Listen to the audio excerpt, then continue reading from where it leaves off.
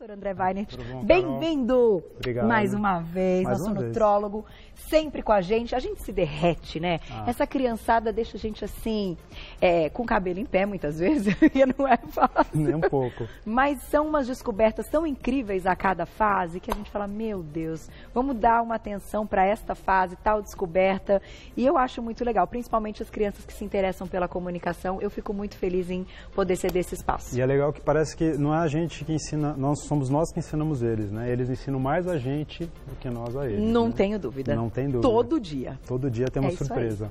Agora, o nosso assunto de hoje, que você vai nos ensinar muito, é um assunto interessantíssimo. A gente vai falar das funções das gorduras no nosso organismo. Porque, falando aí por cima, ficando aí superficialmente, a gente fala, gordura engorda. A própria palavra do engorda já está traduzindo a palavra gordura. E muita calma nessa hora. Tudo em excesso, claro que vai fazer mal. Só que, antes de tudo, elas cumprem funções. E é isso que você vai contar pra gente, inclusive pra gente entender qual escolha, qual gordura a gente vai escolher. Porque umas cumprem funções até mais rápidas e vão se acumular menos. Olha que legal, eu tô louca pra essa aula. Vou ficar aqui, papel e caneta na mão aqui com o doutor André hoje. É verdade, Carol, que a gente vai falar hoje das gorduras que a gente consome, nós consumimos gordura, proteína e carboidrato. E o mais importante disso tudo é como elas ficam acumuladas no nosso organismo. E a importância desse tecido adiposo no nosso organismo, qual é? Né? A gente tem uma vaga ideia de que a gordura no nosso organismo, né, a barriguinha, o que a gente tem de gordura, serve somente para deixar, entre aspas, a gente mais feio, né? Sim, para colocar aquela capinha. Acumular energia, barriguinha. ou que aquela gordura sempre faz mal. Então é uma coisa que eu acabei vendo muito no consultório e no dia a dia das pessoas terem aquela neura, né? Quando faz exame de bioimpedância, fala, nossa, mas eu tenho gordura, quero ficar com 2%, 3% de gordura. Mas na verdade as pessoas não têm noção, na verdade nem a ciência tinha muita noção até meados da década de 90, que a gordura, o nosso tecido adiposo, ele tem muito mais funções do que simplesmente armazenar energia. Armazenar energia. Né? Então até 1993, 94, a academia, a ciência inteira achava, bom, o tecido adiposo é para armazenar energia. E hoje não, hoje a gente já sabe que o tecido adiposo, aquilo que a gente armazena, que a gente tem no nosso organismo, tem inúmeras funções. Né? Para você ter uma ideia, eu queria até começar falando que nós temos... Quer mostrar o vídeo? A gente pode deixar só para a gente começar a falar que tem dois tipos de tecido adiposo no nosso organismo. Tá? A gente tem a gordura branca e a gordura marrom. Não sei se, e tem o terceiro tipo, que é a gordura bege, que está sendo mais estudada, mas... da gordura bege eu não sabia. Existe hoje, tem um terceiro que é a gordura bege, mas vamos falar da gordura branca e da gordura marrom. A gordura marrom é uma gordura, que é um tecido adiposo marrom, que é um tecido que não aquela energia que ela recebe, ela não armazena, ela transforma aquilo em calor. Então, recém-nascido tem muito, o adulto tem bastante hoje também. A gente sabe pouco ainda sobre a gordura marrom, além dessa função que ela exerce no nosso organismo.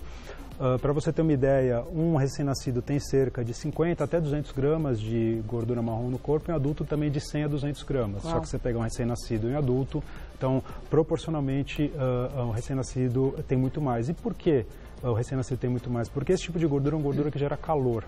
Então, ela pega aquela energia para gerar calor, ela não armazena aquela energia. Ela gasta. Ela gasta. E ela é marrom por conta da composição dessa molécula. Ela tem muita mitocôndria. Mitocôndrias são organelas que todas as nossas células têm, que são responsáveis por produção de energia, por produção de calor, de ATP. Então, a gente tem muito. E essa gordura ficando marrom. Então, por isso, algumas vertentes falam que os recém-nascidos têm esse tipo de gordura por conta de produção de calor, principalmente porque tem menos massa magra, é mais suscetível ao frio, então essa produção de calor ajudaria a regular a temperatura corporal. Nossa, é muito inteligente, né? Nosso corpo é muito inteligente. É muito inteligente. Mas por que a gente vai diminuindo essa quantidade de gordura marrom e a gente acaba tendo mais a branca, que é a que estocaria? Porque nós vamos... Não se sabe o motivo exato por que se diminui, principalmente a parte de tecido adiposo marrom, mas nós vamos, com o passar do tempo, nós vamos desenvolvendo outros mecanismos, a gente vai desenvolvendo massa magra, nós vamos desenvolvendo, nossa alimentação acaba mudando, nós vamos nos adaptando a diferentes situações, e isso faz com que nós precisemos menos dessa gordura marrom. Entendi. e aí a gente acaba desenvolvendo a gordura branca. Tá. Tudo que a gente usa pouco, desculpa te interromper, em algum momento acaba ficando ali esquecido e diminui. Sim, faz sentido. Se bem que hoje tem estudos que mostram que a nossa gordura marrom, por pouco que a gente tem aqui, a gente tem mais concentrado principalmente na região do pescoço, do tórax, essa gordura marrom. Tem alguns mecanismos de ativação dessa gordura. Inclusive, existem alguns medicamentos que a gente utiliza até para a perda de peso, que alguns estudos mostram que também ajuda a ativar essa gordura marrom. Olha que interessante. Né? Mas são coisas que ainda são pouco compreendidas ainda pela ciência. Não dá para bater o martelo. Não dá para bater o martelo. E depois a gente acaba desenvolvendo esse acúmulo da gordura branca.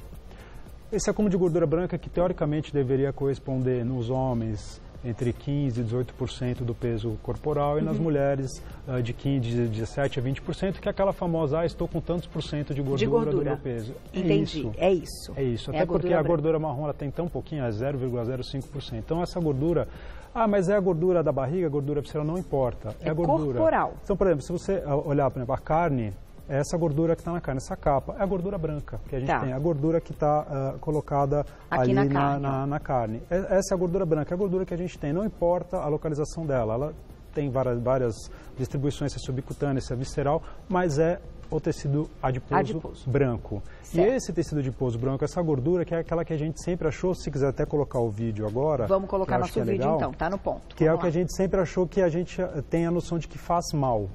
Né? Que o excesso de gordura, claro que o excesso de gordura faz mal, né? É óbvio que o excesso de gordura faz mal, mas é que o vídeo vai acabar mostrando que é esse tipo de gordura, dessa produção, o excesso de gordura que acaba sendo absorvida e que vai parar nos músculos, vão parar nas células, vão parar no tecido adiposo, no subcutâneo e vão parar nas vísceras. Aí esses são os adipócitos, né? Que são as células que armazenam essa gordura, e eles vão crescendo, né? Eles vão crescendo, eles inflamam e aí você começa a ter essa sobreposição, inclusive no meio das fibras musculares. Nossa. Né? Que você olhar a carne, você vê que você tem a capa de gordura branca e você tem até uns meandros de gordura nessa carne. Também no meio. Mas a minha pergunta é a seguinte, doutor André.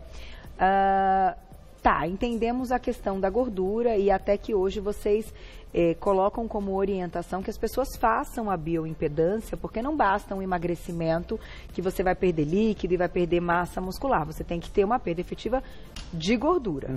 Certo? Então a bioimpedância é importante até para um desenvolvimento, para ver se o plano alimentar está sendo direitinho, está sendo bacana. Correto. E tal. Só que algumas delas, que você trouxe o coco, o abacate, que tem o azeite, são gorduras de origem vegetal. Sim. E outras são gorduras de origem animal, que o nosso corpo reconhece que nós também temos, né? Pensando nisso. Porém, é verdade que a gordura de origem vegetal, aí você explique melhor essa cadeia, né? A cadeia da gordura, ela é muito mais difícil de ser estocada do que a gordura de origem animal? E por isso a recomendação de gorduras vegetais? Na verdade, as recomendações de gordura, elas são de origem vegetal e também tem uma recomendação de gordura animal. Inclusive, a famosa gordura saturada, né, que também tem de origem vegetal, mas é muito mais de origem animal, tem uma recomendação de 7 a 10% do valor calórico total que você tem. Isso. Tá? O importante é entender o seguinte, não importa se você vai consumir de origem animal ou vegetal, o importante é a quantidade, a qualidade, como você vai compor essa sua alimentação e o estoque, a gente vai estocar se tem uma maior facilidade ou uma maior dificuldade em metabolizar, estocar esse tipo de gordura, mas é muito mais pela quantidade e como você vai compor o seu alimento.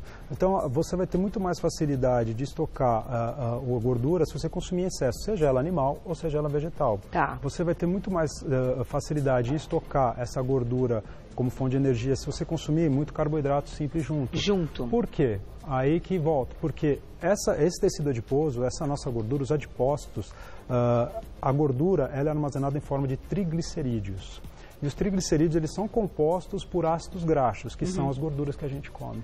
Entendi. Seja saturado, seja insaturado, poliinsaturado, monoinsaturado, ele junta-se com uma molécula de glicerol e deposita em forma de triglicerídeo. Esse triglicerídeo em excesso, e aí não importa se você consumiu em excesso a gordura vegetal ou gordura animal, ela vai ser armazenada no nosso tecido adiposo. E os triglicerídeos também estão ligados aos carboidratos? Porque esse triglicerídeo é formado pelo glicerol e 3 moléculas, o glicerol que é do açúcar, e 3 moléculas de ácidos graxos. De gordura. Exatamente. Então, é quando junta tudo, gente. É por isso que essa composição, e por isso que eu falo, é claro que é importante a gente ter esse equilíbrio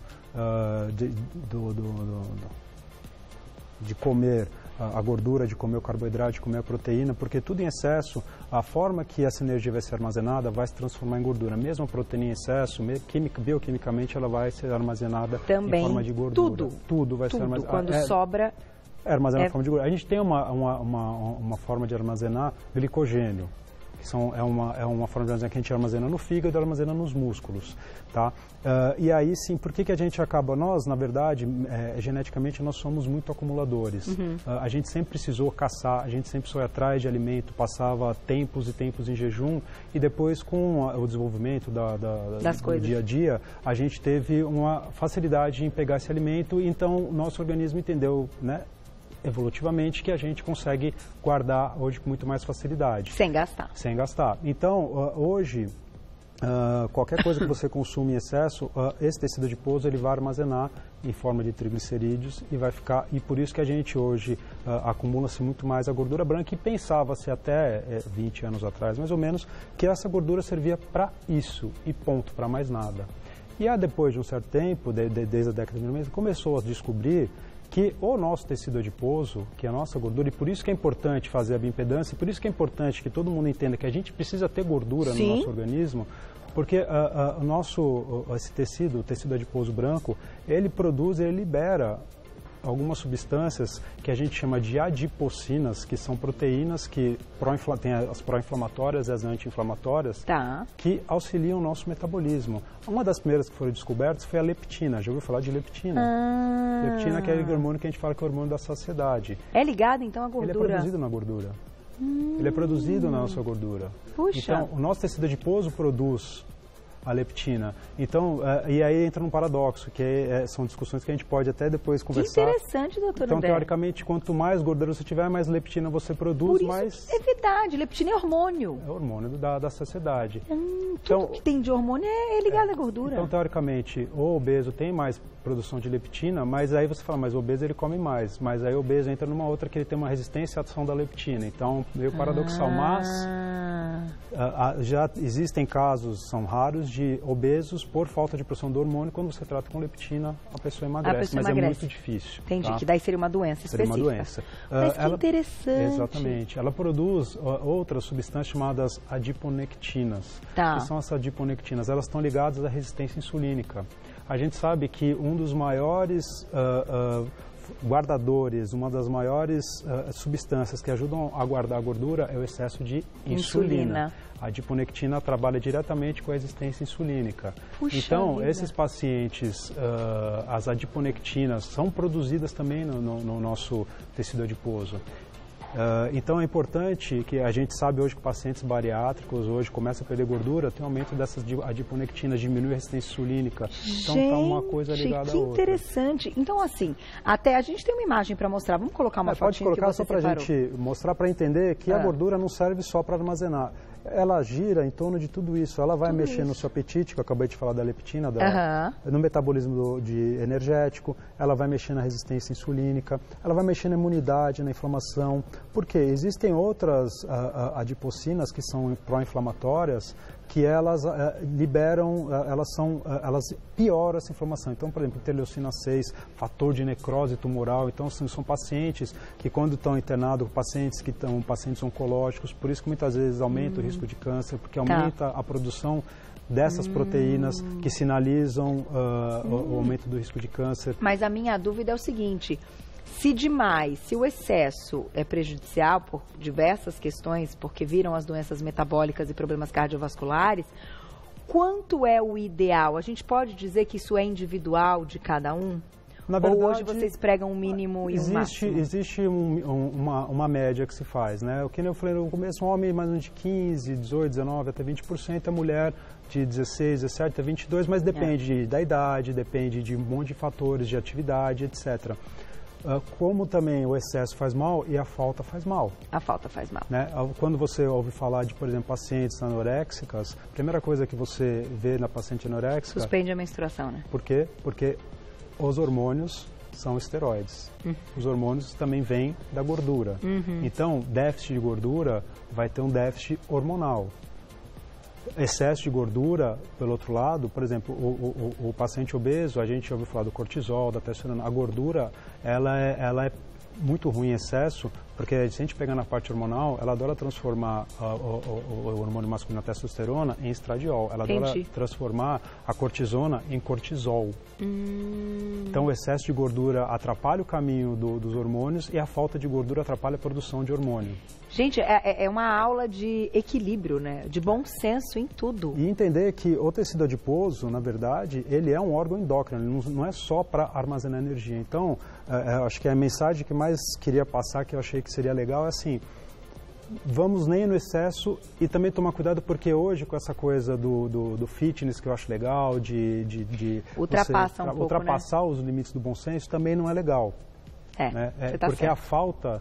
Você vai deixar de produzir um monte de outros fatores, um monte de outras proteínas, inclusive a parte hormonal, que pode interferir completamente no teu bem-estar e no teu dia a dia. Gente, que é perigosíssimo, na verdade, né? E quando a gente fala aí da questão dos atletas, que tem baixa porcentagem de gordura e tudo, lembrem-se de um detalhe, eles têm um acompanhamento muito maior do que nós, né? Que treinamos, que praticamos atividade física, mas dentro aí de uma questão moderada e que não chega nesse excesso, porque precisa ter acompanhamento médico. As maratonistas, a gente sabe que muitas delas já relataram, inclusive, né, que ficaram sem menstruação e coisa e tal. Então, assim, não tentem. Os excessos realmente não levam a lugar. E entender o porquê que não pode, né? Acho que isso é o mais importante. Arrasou, doutor André. Vamos lembrar que um pouquinho precisa. Que bom, né? Então, olha que notícia boa. Então, a gente pode ser feliz, né? Porque gordura é gostosa, o sabor da gordura. Tudo que tem gordura, quando você tem isso na questão do paladar, é claro que a gente sabe que ele é mais um realçador